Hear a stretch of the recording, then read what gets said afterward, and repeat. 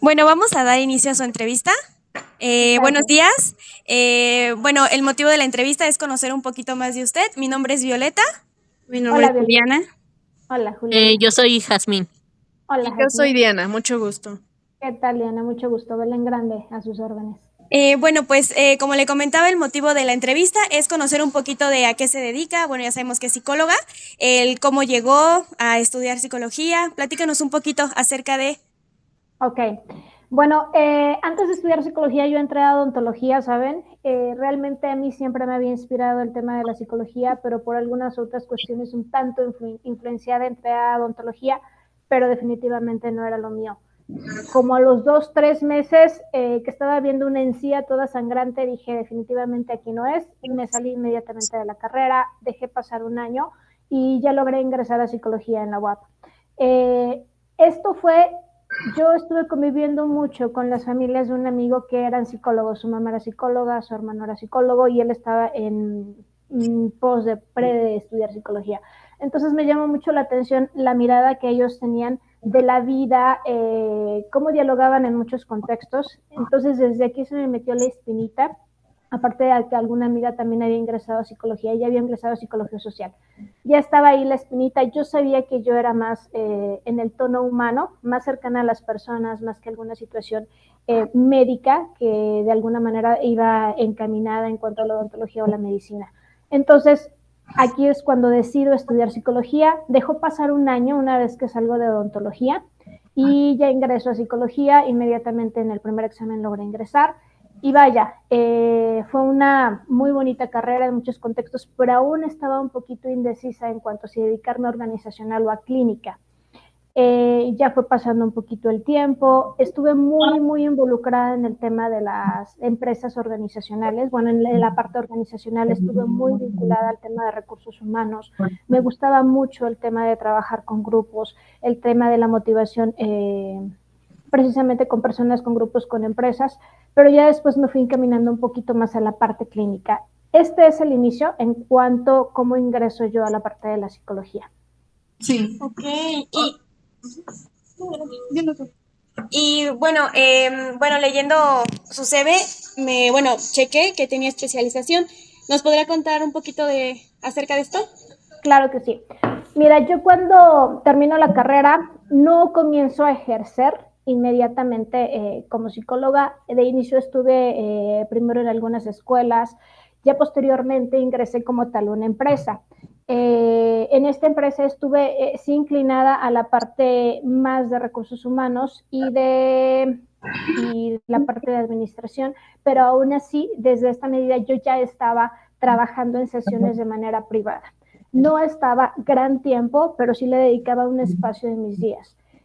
Más tiempo estaba dentro de esta empresa. Fue pasando el tiempo y fueron incrementando las personas con las que yo estuve trabajando de manera clínica. Y en el 2019, que fue precisamente cuando empieza la pandemia, un poquito antes, me enteré de algo que se llama MDR. No sé si ustedes han escuchado del MDR. Sí hemos escuchado un poquito, pero no estamos muy bien informadas. Lo investigamos para tener una idea, pero no. Si gusta, nos puede platicar un poquito. Okay. Vale. Estoy mirando que yo estaba muy adentrada en la parte de cognitivo-conductual, un poquito en el tema de gestal, pero desde la parte clínica yo sentía que me hacía falta algo que tuviera una situación más profunda para trabajar las vivencias que tenía cada persona. Entonces yo me encuentro con el MDR y me lo encuentro en una serie. Entonces ahí me llama la atención porque realmente no es un abordaje que sea tan conocido, por lo menos en ese tiempo. Entonces justamente me doy a la tarea de investigarlo y observo que el MDR trabaja situaciones traumáticas, situaciones que a veces incluso las personas no tienen tan conscientes. Esa es la primera mirada y el primer contacto que yo tengo con MDR. Claramente después me pongo a investigar, observo cuáles el instituto en México, o vaya, que pueda formarnos aquí en México, y doy con MDR México. Aquí logro ingresar. En los primeros meses estaba cerrado justamente por la pandemia, pero inmediatamente lo reabrieron. Me ingreso y trabajo para poder certificarme como tal. MDR es terapia de reprocesamiento y de sensibilización a través de movimientos oculares. Movimientos oculares es un tipo de estimulación bilateral. Se utilizan varios tipos de estimulaciones bilaterales. Bien, los movimientos oculares son los que se inician con la creadora del MDR, que es Francine Shapiro. Esto fue creado en los 80, más o menos en 1986-87. Y lo que hace es darse cuenta que con los movimientos oculares el cerebro reprocesa memorias traumáticas. De manera natural, nuestro cerebro, toda la información que va integrando en sí, la va reprocesando para que se pueda adaptar de manera sana en nuestro cuerpo. Esta terapia MDR se basa en un sistema de procesamiento de información adaptativo que se mira que está dentro de nuestro cuerpo. Entonces, se observa que el cerebro tiene por naturaleza poder integrar o reprocesar las experiencias que vivimos de manera natural. Pero en situaciones traumáticas, la experiencia queda atascada con las emociones que se viven en esa experiencia. Entonces, lo que hace la estimulación bilateral es ayudar al cerebro a poder hacer el reprocesamiento de la experiencia que se vivió. Y esta experiencia pudo haberse vivido en el presente hace 2 días, hace una semana, o cuando eras muy chiquito, hace 20 años. Yo trabajo con personas que tienen 40, 50 años y tuvieron una experiencia adversa, una experiencia traumática cuando eran muy pequeñitos, 6, 10, 12 años, y que de alguna manera siguen, tienen algún síntoma o siguen teniendo algún cierto recuerdo de esta experiencia que no les permite, y a través del reprocesar esta experiencia, con estimulación bilateral. Les comentaba, un tipo de estimulación bilateral es movimientos oculares, pero no es el único. Tenemos otro movimiento, otra estimulación que pueden ser sonidos, que pueden ser tapping. Hay uno específico que fue creado por la doctora Lucina Artigas, que es entrenadora aquí en México de MDR, que se llama abrazo de mariposa. No sé si ustedes lo han visto, qué es este movimiento, o si lo han escuchado en algún momento. Sí. Ok, bueno, pues es estimulación bilateral que justamente ejerce esta función, que es reprocesar la experiencia, ayudarle al cerebro a reprocesar esta experiencia para almacenarla de manera adecuada. Yo llego a esta organización, se da este entrenamiento, esta certificación. Aparte de esta certificación, hay entrenamientos externos en cuanto a terapia de duelo, en cuanto a adicciones, en cuanto a disociación. Entonces es una formación que implica vivir con experiencias traumáticas. MDR de inicio su base científica fue trabajada en veteranos de guerra.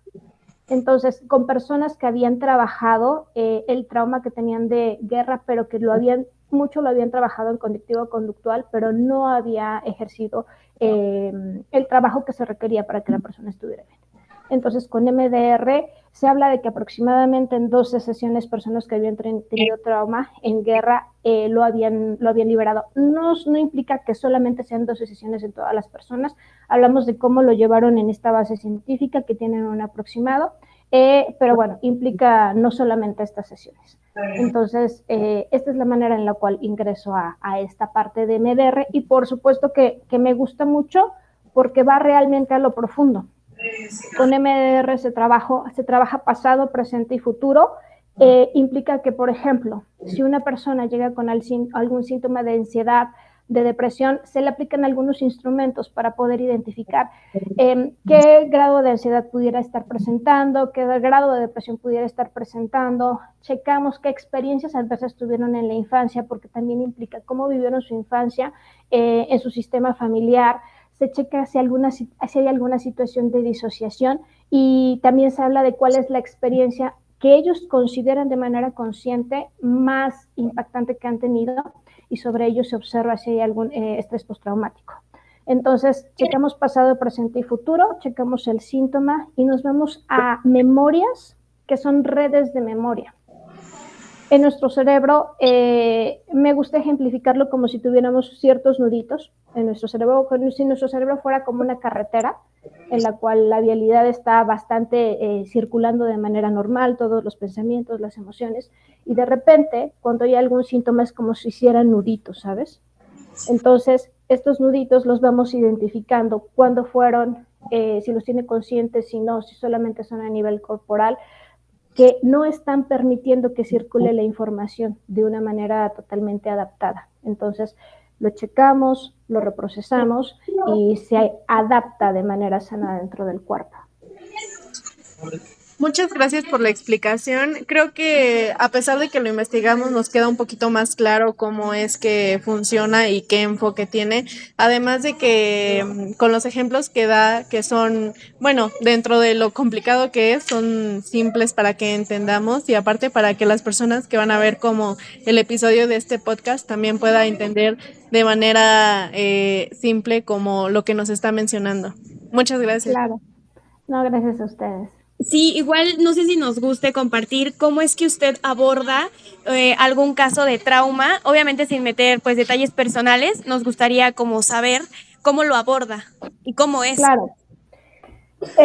Mira, les comentaba, el primer contacto que se tiene con una persona, vaya, es vía telefónica, vía WhatsApp, y a partir de aquí, una vez que queda agendada la sesión, yo les pido si me permiten enviarle estos instrumentos que les estoy comentando nuevamente. Checo si hay alguna, con estos instrumentos me es importante tenerlos para tener si hay alguna situación de ansiedad, de depresión, experiencias adversas de la infancia, así es el instrumento, de experiencias adversas de la infancia. Entonces aquí observamos si en algún momento vivieron cierta violencia con su familia, si hubo alguna persona que las pudo haber tocado de manera sexual o pudieron haber tenido algún tipo de esta experiencia, si vivieron con alguien que pudo haber tenido alguna adicción, alcoholismo o alguna otra droga, si alguien en su familia tuvo alguna situación de depresión, algún tema en cuanto a su salud mental o que hayan vivido ellos alguna experiencia de suicidio, si alguien de su familia pudo haber estado en la cárcel. Entonces, observamos que ellos puedan responder esto, porque pueden llegar posiblemente con un tema del presente, de hoy me siento mal, o no estoy durmiendo, o tengo ataques de pánico, situaciones diversas.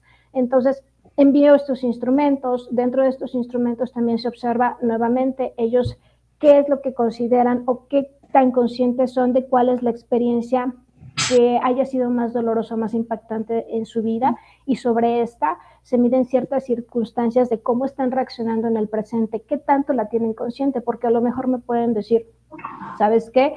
Mi experiencia más difícil fue que mi mamá murió cuando yo tenía 20 años y ahorita ya tienen 35 años, ¿no? O sabes que mi experiencia más difícil fue que acabo de tener una ruptura con mi pareja y fue hace 2 meses. O sabes que sí, en algún momento yo recuerdo que alguien de mi familia me tocó o abusó de mí y también lo manifiestan como una de sus experiencias más adversas, y yo era pequeña, yo también estoy hablando con alguien de 30, 40 años. Entonces, observo esto, se les entrega un instrumento también donde se puede mirar si hay algún tema de disociación, de ver si en algún momento, vaya, por el dolor que han vivido, hay alguna experiencia respecto a este tema. Ellos me dicen, ok, vamos adelante, envíame los instrumentos. Creo que hasta ahorita ha sido contadas las personas que me han dicho no, prefiero o responderlos allá, o que tú me hagas las preguntas, o algunas personas que de verdad me dicen sí, pero ven los instrumentos y no quieren responderlos. Han sido contadas, pero sí ha pasado. Regularmente me dicen, ok, si te las envío, yo pido que me los envíen antes de la sesión, porque esto para mí ya me da un panorama. Aparte de que me dicen cuál es la razón de que pudieran querer la sesión, pero me la dicen a veces breve, a veces no me la dicen, yo ya tengo en los instrumentos un panorama de qué es por lo que pueden venir o qué es lo que les puede estar pasando. A veces difiere mucho de la información que viene en la parte clínica porque pueden traer otro tema, pero al final está vinculado. Es importante saber dentro de esta abordaje MDR que nosotros estamos formados por redes de memoria. tanto adaptativas como desadaptativas, ¿bien? Entonces, una persona puede llegar con un síntoma, nuevamente, ansiedad, depresión o alguna situación que pueda manifestar de miedo, vaya, y no saben por qué. Entonces, si nosotros vamos rastreando, nosotros tenemos redes de memoria. Por ejemplo, ustedes, simplemente ustedes si se observan. Si en algún momento ustedes tuvieron en su infancia alguna situación en la que veían que papás peleaban mucho, ¿vale? Entonces ya tenemos que, eso fue como a los 5 o 6 años. Tenemos que, no sé, en la escuela, en la primaria, a lo mejor sus compañeritos las pudieron haber hecho burla, bullying de alguna situación. Ya tenemos otra red de memoria que se está integrando. Después, pues una ruptura con alguna pareja, alguna situación que hayan tenido de algún accidente, se va integrando. ¿Qué es lo que pasa?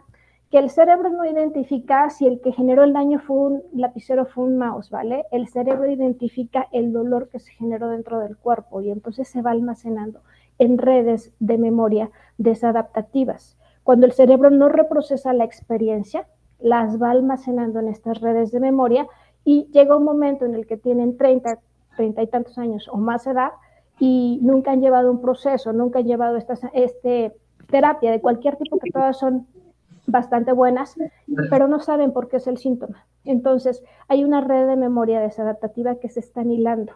Entonces, nosotros por eso tenemos que tener un poco de toda esta información en estos instrumentos para ir viendo qué es lo que está pasando con la persona.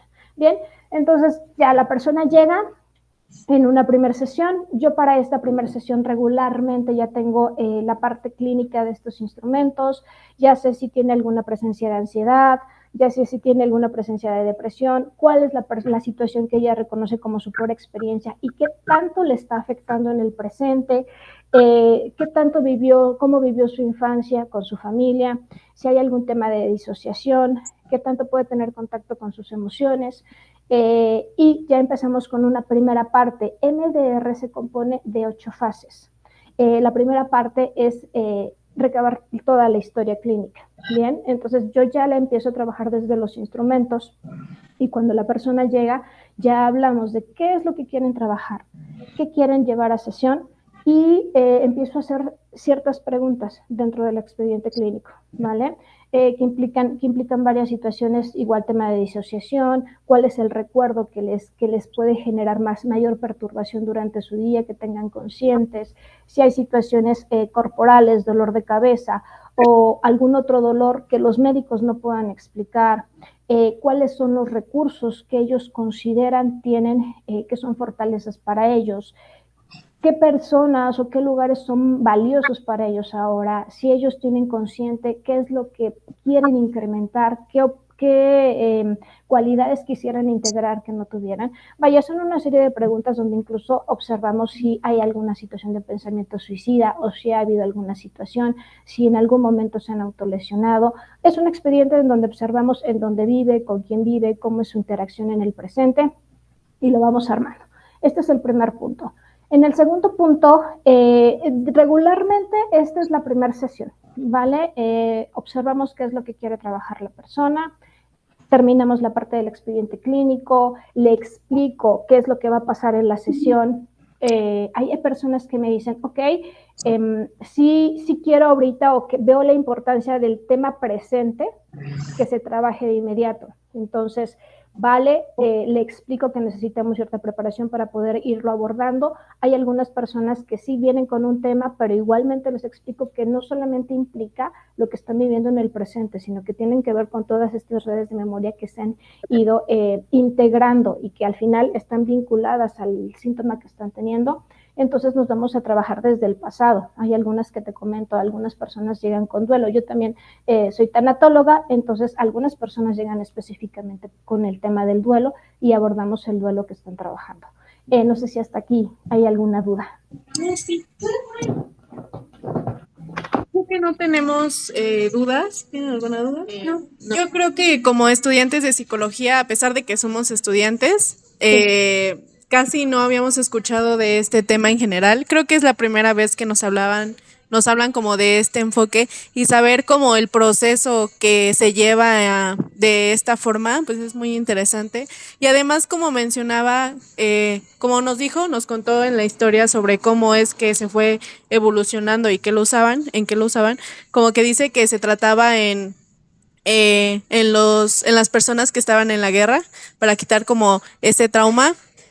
Creo que actualmente, como mencionaba hace un momento, que había personas que le decían que sí, que no y que puede variar, ¿no? Como el desconocimiento de saber o no el proceso de cómo va a estar sucediendo, pues igual es una dificultad, ¿no? Como que no esté tan sonado como este enfoque y cómo funciona.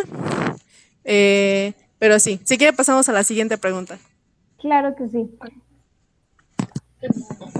Bueno, Bueno, había mencionado usted, por lo que yo escuché, que era tanatóloga.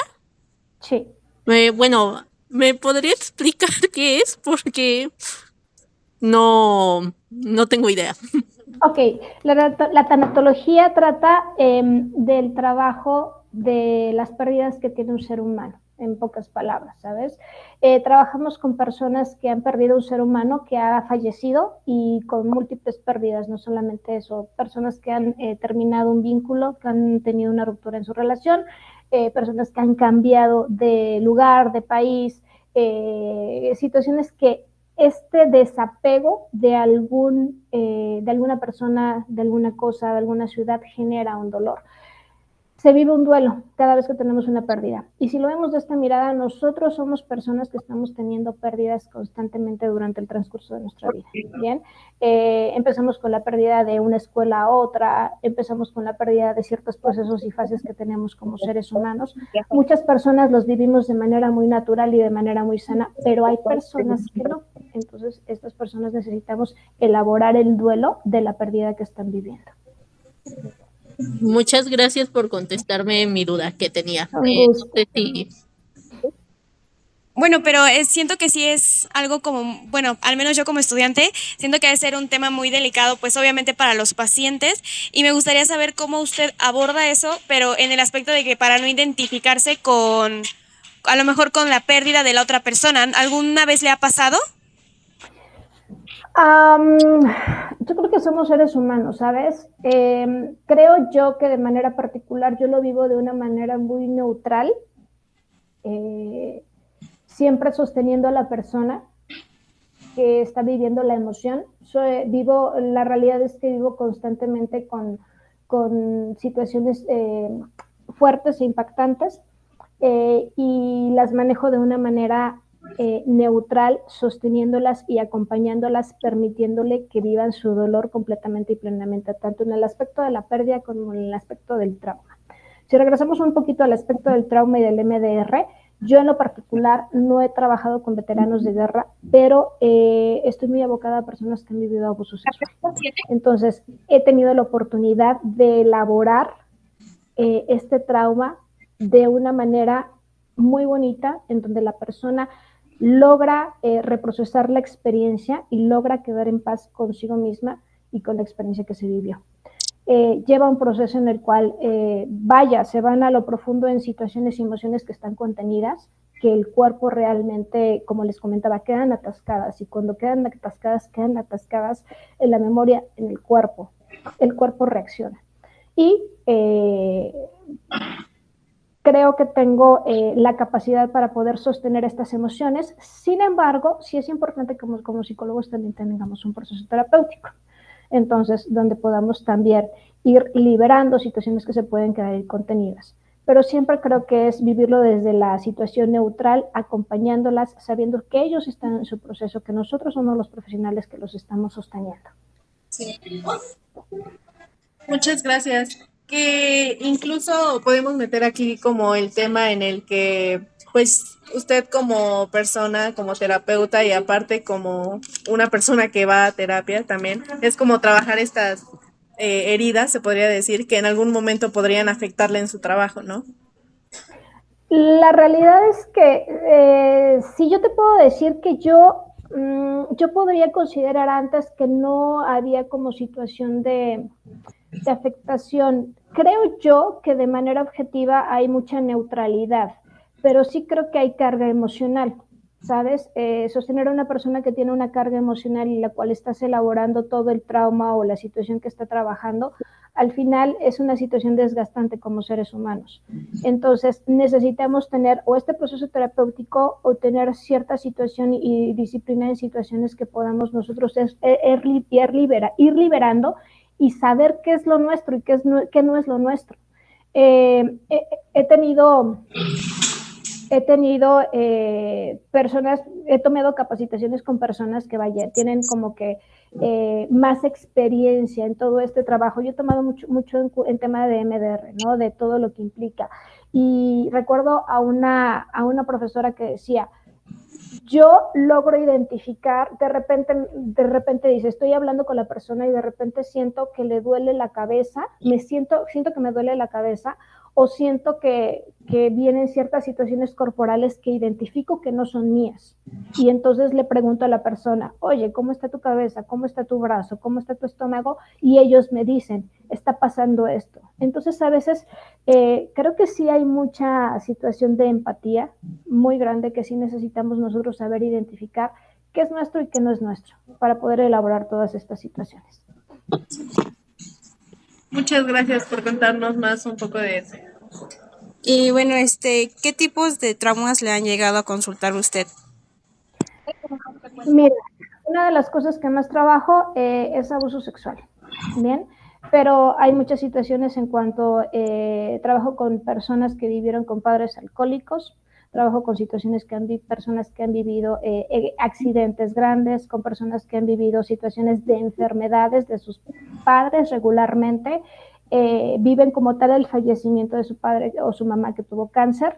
Pero realmente eso es como la parte culminante de un proceso en donde tuvieron que vivir desde los 6 o 10 años situaciones bastante impactantes en la enfermedad de su familiar. Entonces, creo que han sido en este aspecto bastante marcados, pero te comento algo de lo que más trabajo es abuso sexual y desgraciadamente es muy constante. Yo le preguntaba a un colega, oye, a mí me llegan adultos o me llegan adolescentes con un tema diferente y cuando estamos ahondando, gran porcentaje vivió un abuso sexual. Y le preguntaba, ¿te ha pasado? Y me dice, ¿sabes que a mí no? No sé, yo creo que es algo que en lo particular a mí me ha gustado.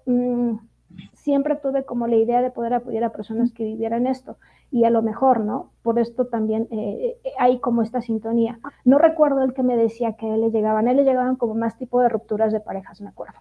Entonces, yo he trabajado más con este tema de abuso sexual, muy constante, desgraciadamente, pero también puedo vivir la elaboración del mismo de una manera bastante bonita con este abordaje. Por eso me gusta muchísimo, porque lo lleva de la mano, trabajando con mucho cuidado, con la emoción de la persona, respetando su ventana de tolerancia y permitiendo ir viviendo todo lo que necesita reprocesar.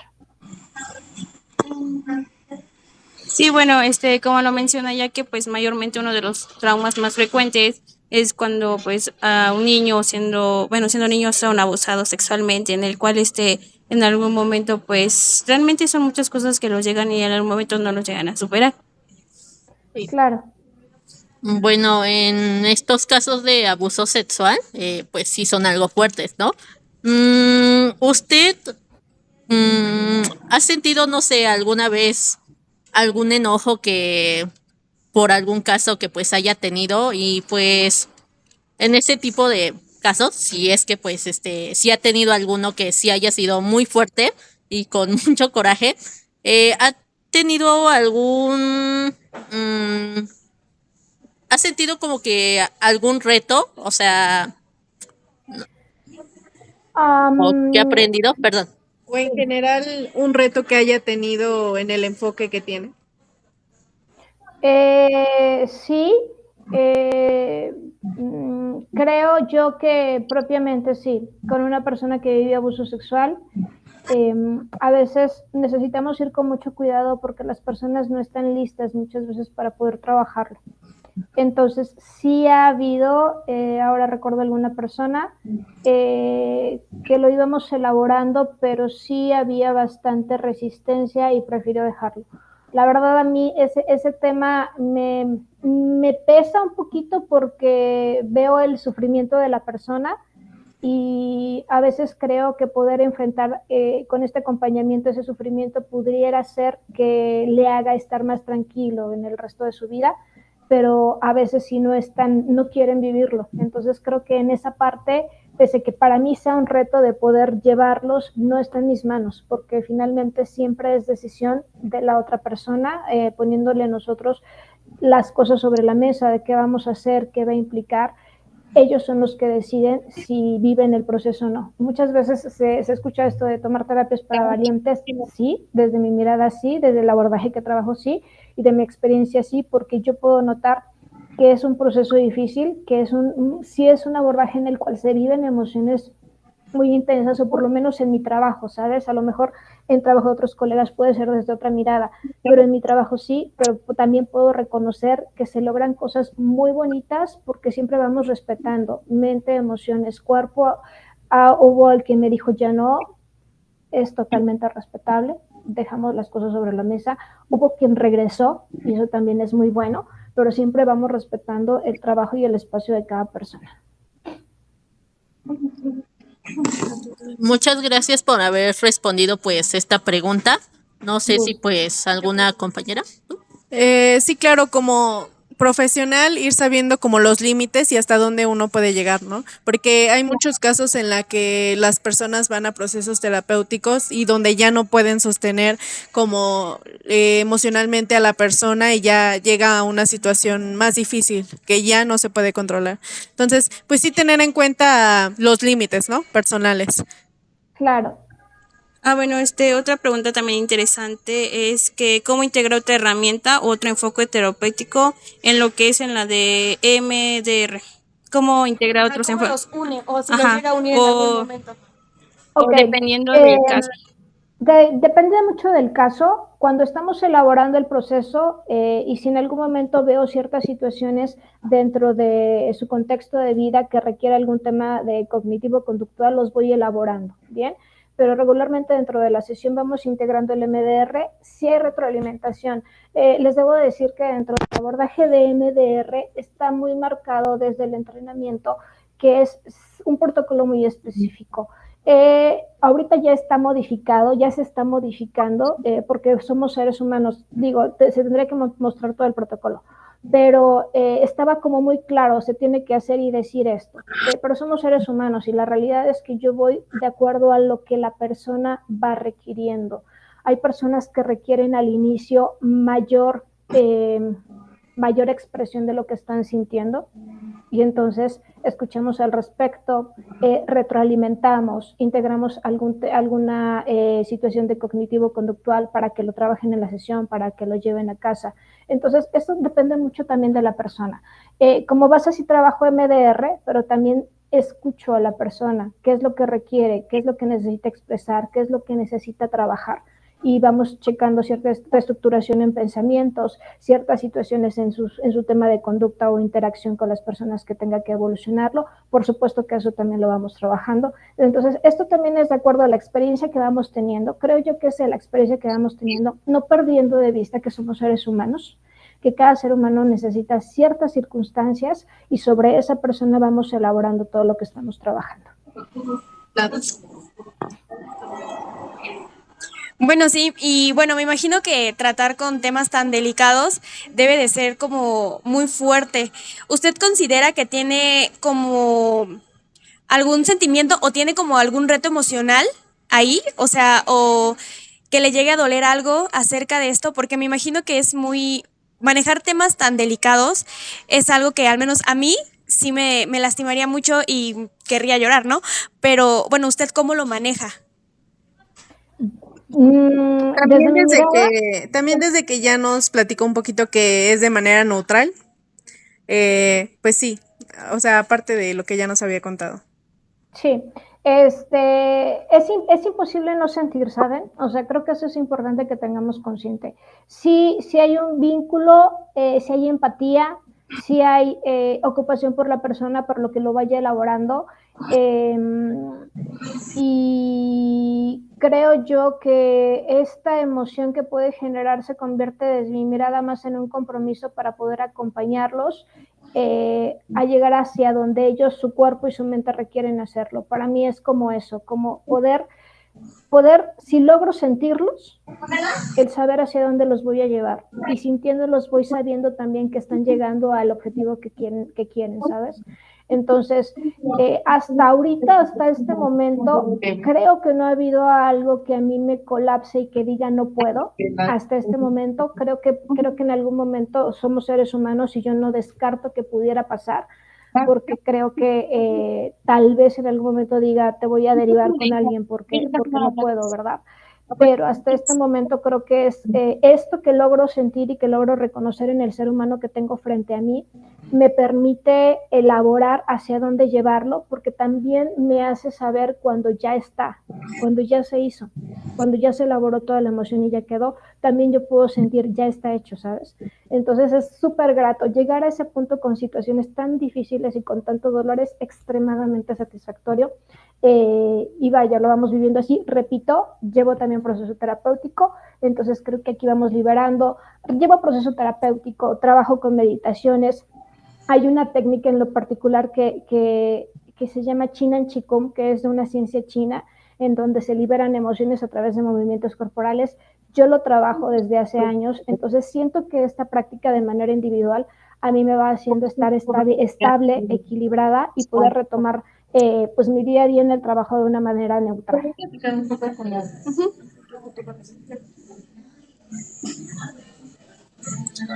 Pues en todo lo que nos ha dicho, sí es muy interesante, la verdad, porque pues yo en lo personal nunca había escuchado de alguien que pues se enfocara más en traumas. Y pues una pregunta, ¿usted como que qué futuro le ve a su enfoque en el que usted está especializada?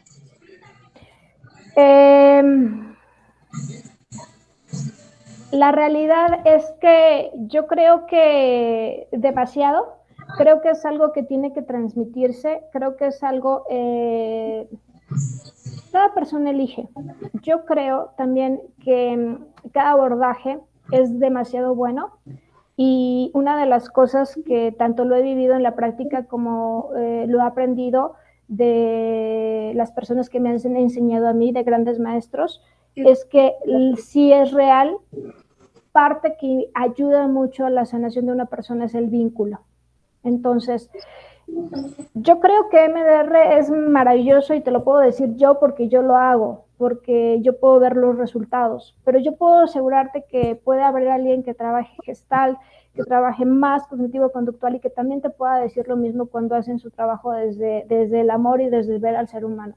Entonces, yo creo que implica mucho qué es lo que tú desees, que implica mucho el vínculo que tú generes con la persona y implica mucho que te guste lo que estás haciendo para que sepas que puede tener resultados. Si tú me preguntas a mí, yo veo esto muy grande. Yo estoy en un proyecto de poder crear un centro de psicología y transmitir la información a otras personas. Entonces, estoy trabajando en ello, creo y decreto que se va a hacer, pero también implica mucho por cada persona.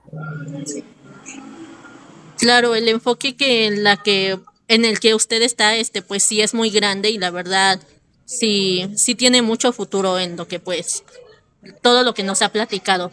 No sé si tú quieres. Bueno, ya, y usted siendo como, bueno, ya profesionalista, ¿qué consejo nos daría a nosotras como estudiantes de psicología? Ya que pues en algunos momentos sí se nos complica, se nos hace como que muy difícil, estamos como en el momento de que, wow, como que, bueno, a mí en ocasiones me ha llegado como de realmente lo voy a lograr, como que te llegan esos pensamientos que dices, lo vas a lograr, lo vas a alcanzar, y mucho más, también, creo que influye mucho la sociedad, ¿no? Porque pues como habíamos entrado, nos decían muchos profesores que siempre nos decían que te vas a morir de hambre, ¿no? Como que son los más escuchados, que te vas a volver más loco de lo que ya estás, cosas así. Y usted como profesionista, ¿qué consejo nos daría a nosotras? Mira, desgraciadamente esto que me estás diciendo sigue, vaya, lo escuché yo cuando iba a estudiar, me decían incluso en mi familia, vaya, si te vas de odontóloga vas a estar mejor, ¿no? Económicamente. Y escucho a personas que han estudiado psicología, escucho a personas que aún ven el tema de la psicología como un tema no redituable. Desde mi mirada yo te puedo decir que no es así, ¿vale? Yo estuve trabajando en una empresa, estuve como gerente y económicamente me va muchísimo mejor que en la empresa. Y creo que esta es la mirada que necesitamos tener. Que creo yo que cuando tú haces un trabajo bien hecho, cuando estás generando resultados y vaya, estás elaborando en observar. Ahorita es bien importante que ya no solamente es esto, ahorita es realmente estudiar mucho a nivel mental para que tú puedas creer en ti. Está mucho este tema del síndrome del impostor, está mucho el tema de la sociedad que me estás diciendo, qué es lo que nosotros escuchemos, y uno necesitamos trabajar muchísimo en nuestra mente, ¿bien? Primero, para que ustedes realmente puedan, uno, saber qué es lo que quieren, de allí no moverse, creer que lo que están haciendo lo van a hacer bien. Dos, empezar a generar resultados y seguir abriéndose caminos. Ahorita hay mucha tecnología, hay mucha situación en la cual nosotros nos vamos dando a conocer y manifestando lo que es nuestra información. Algunas personas no están de acuerdo, creo que innegablemente no podemos apartarnos de ello, porque es lo que ahorita está corriendo y va a correr más. Entonces, trabajen en su mente, crean ustedes, decidan qué es lo que quieren, crean en ustedes y realmente generen buenos resultados en lo que están haciendo, y eso les va a abrir muchos caminos. Y no se parten de la tecnología, también les va a ayudar mucho.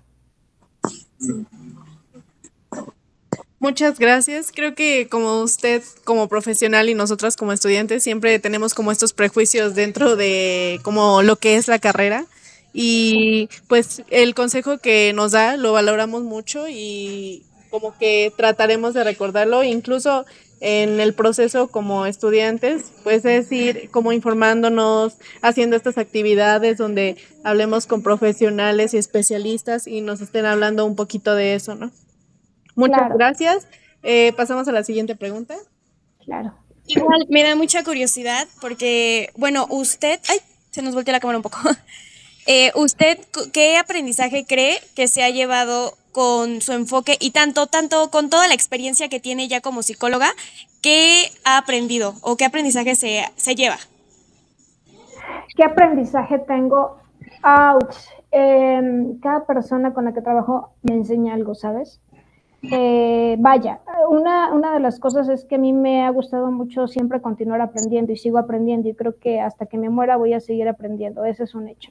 En cuanto a conocimiento, en cuanto a preparación, pero creo también que cada persona con la cual trabajo, cada sesión que tengo, cada proceso que termino me deja un aprendizaje en cuanto a la capacidad del ser humano para poder elaborar las cosas, para poder evolucionar lo que vive, para saber que siempre hay certeza en cuanto a que siempre hay una mejora y una evolución, siempre y cuando la persona lo haya decidido. Es real, y también he aprendido esto, que se puede tener todo el recurso para que la persona pueda sanar, pueda mejorar, pueda evolucionar, y lo puede tener así, en la palma de la mano, pero si la persona no lo quiere, de verdad que no pasa, no sucede. Entonces aquí implica mucho qué es lo que cada persona decida.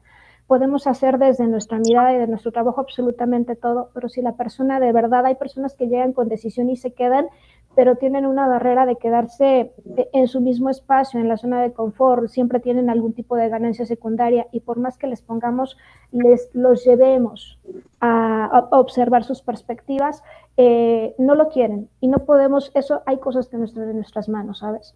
Entonces, sí puedo ver el potencial del ser humano, lo veo inmensamente, aprendo de ellos todo el tiempo, pero también sé que si no quiere una persona, por mucho que nosotros realicemos y elaboremos, no va a suceder. Entonces, aquí creo que se respeta mucho tanto de nosotros, lo que creamos de nosotros, como lo que la persona crea de sí misma y hacia dónde quiera llegar. Bueno, eso ha de ser muy difícil, ¿no? El hecho de que llegue una persona a terapia y, bueno, quiera la ayuda, pero no sepa cómo pedirla, o al menos de que llegue y no te quiera decir nada. Me imagino que eso ha de ser un poco complicado, más porque pues llegan, pues se podría decir que voluntariamente para poder sanar algo que tienen, y al final pues no te pueden comunicar nada por el simple hecho del dolor o del que les duele. Me imagino que es muy difícil.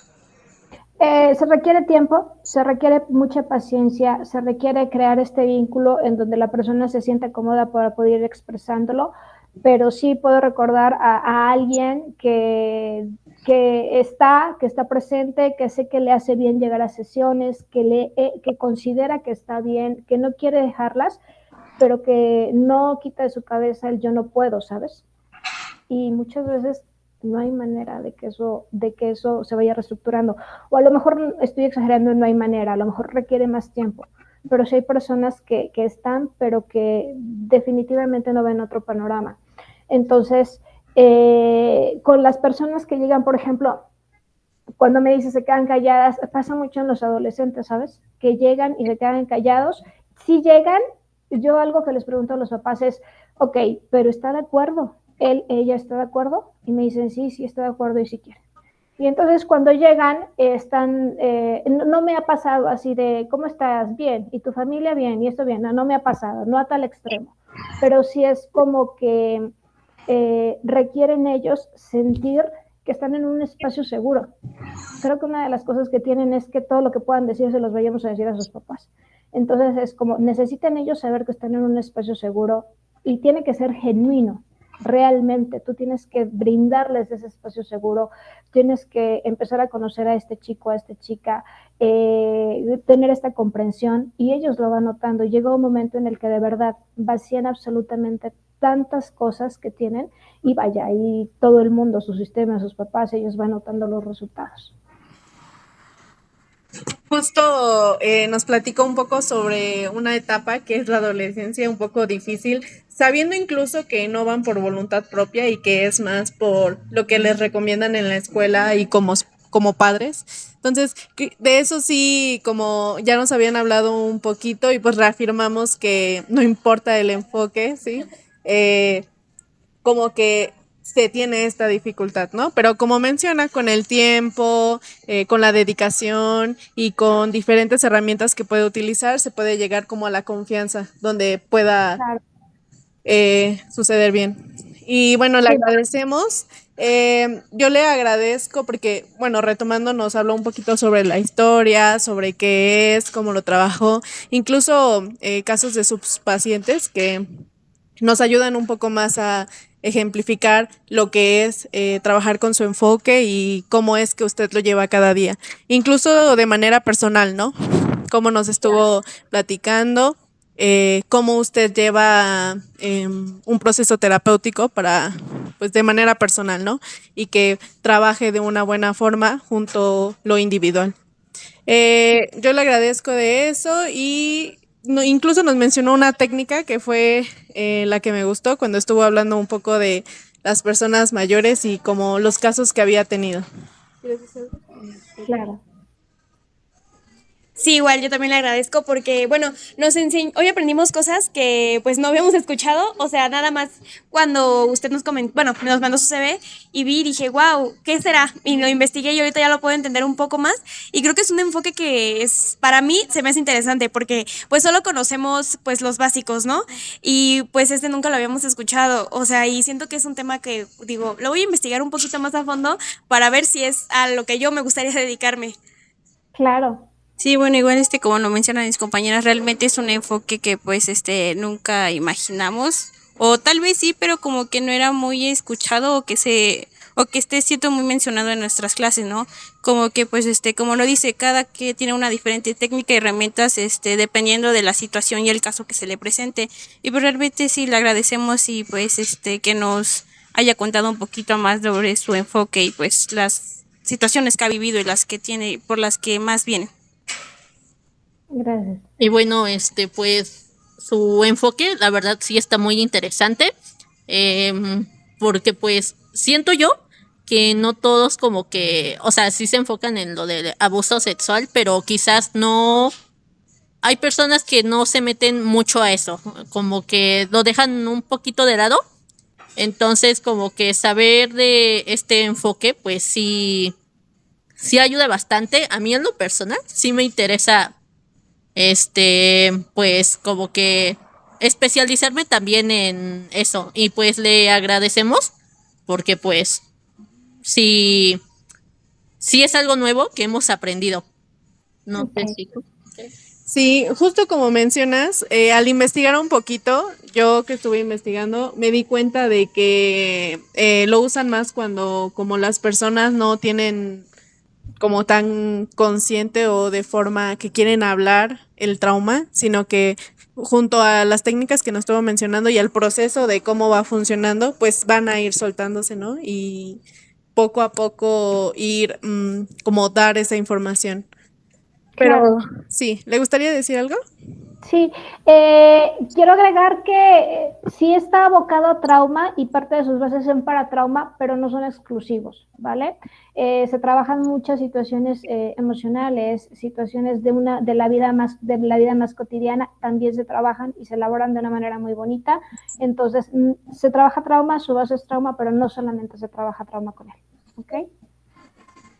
Sí, como que hablamos de lo que más Sí, enfocaba, ¿no? sí, Pero claro. sí enfoca más cosas. ¿Quieren preguntar algo más? Bueno, igual le agradecemos por apoyarnos con esa entrevista. Nos informó de muchas cosas, la verdad, o sea, cosas que no. Igual suena un poco difícil, pero yo sé que usted es muy inteligente, me imagino.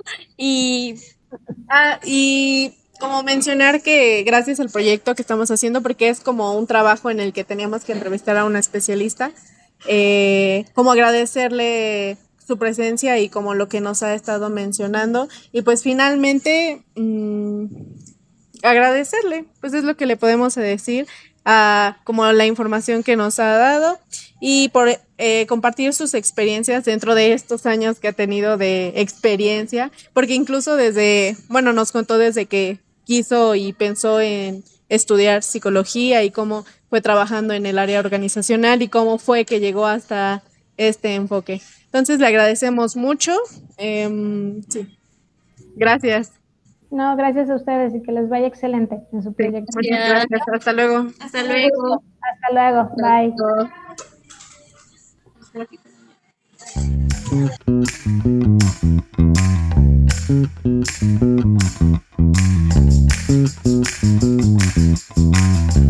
Luego.